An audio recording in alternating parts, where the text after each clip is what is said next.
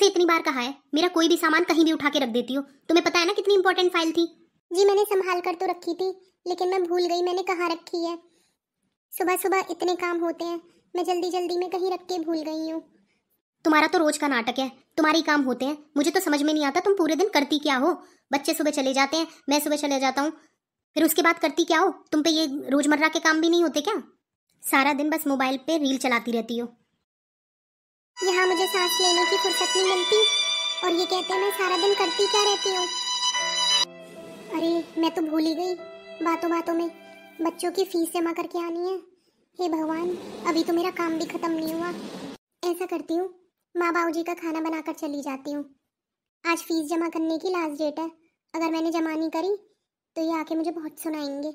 माँ जी मुझे बच्चों के स्कूल जाना है फीस जमा करवाने, मैं चली जाऊँ क्या? वो चली जा, खाने का टाइम हो रहा है।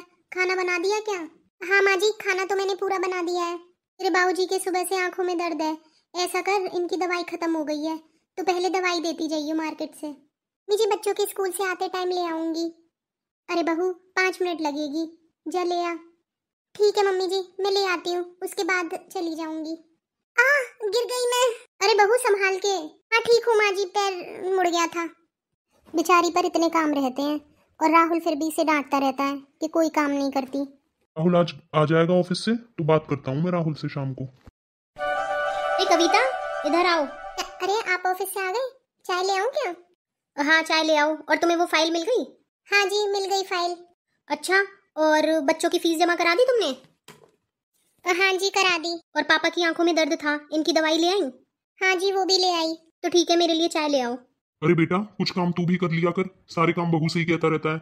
अच्छा पापा, मैं बहू से सारे काम कहता रहता हूँ? आपको मेरे काम नहीं दिखते क्या? मैं ऑफिस जाता हूँ, इतना बिजी रहता हूँ मैं। अरे बेटा तू तो ऑफिस जाता है, घर के भी तो इतने काम होते हैं। अरे वाह पापा, आप मतलब मेरे ऑफिस का कंपैरिजन इसके घर के घरेलू कामों से कर रहे हो।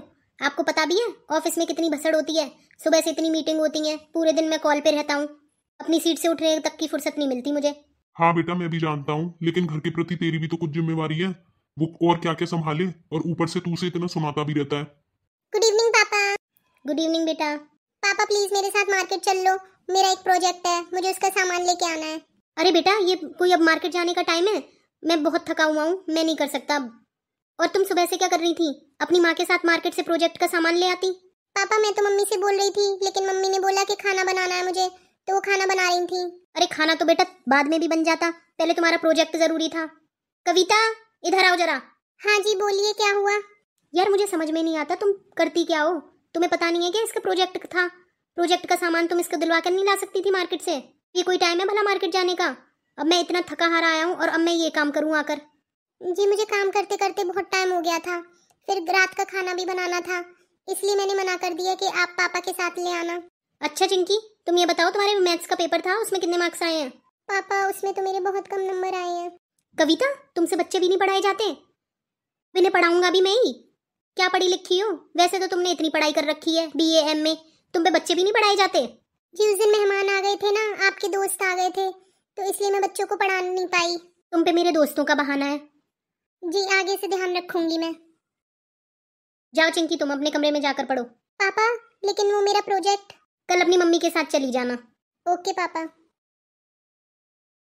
देखा पापा, अगर मैं इसे ना कहूँ ना तो ये घर के एक भी काम ना करे। हाँ बेटा देख ही रहा हूँ कौन क्या काम करता है। अगले महीने है ना शायद? हाँ मैं बस सोच रही थी कि अब रात में पढ़ना स्टार्ट करूंगी। अरे दिन में टाइम निकाल कर पढ़ा करो ना, रात में फिर तुम सोने चल देती हो। दिन में टाइम ही कहाँ मिलता है मुझे। टाइम कहाँ मिलता है? अरे मैनेज किया करो टाइम को। जो फालतू के इधर उधर के काम करती रहती हो उन्हें ना करके कम से कम अपने पढ़ने का टाइम निकाल लिया करो तुम। फालतू तो कोई काम नहीं है जी, सारे काम जरूरी हैं।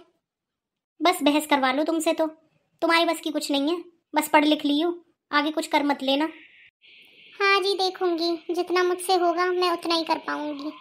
फिर आगे मुझसे मत कह देना तुम फॉर्म भरने की।